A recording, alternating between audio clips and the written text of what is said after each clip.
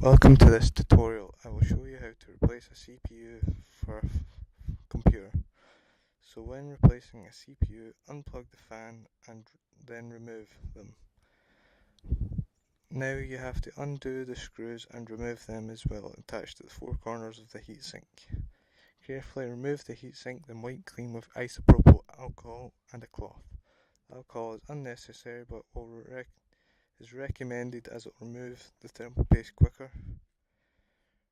Now undo the CPU socket and then remove the CPU and wipe clean carefully. Wait a couple minutes for the alcohol to evaporate. Insert the new CPU into the socket and align the triangles to the corners. Then redo the latch. Now apply a new thermal paste on the CPU in an X shape.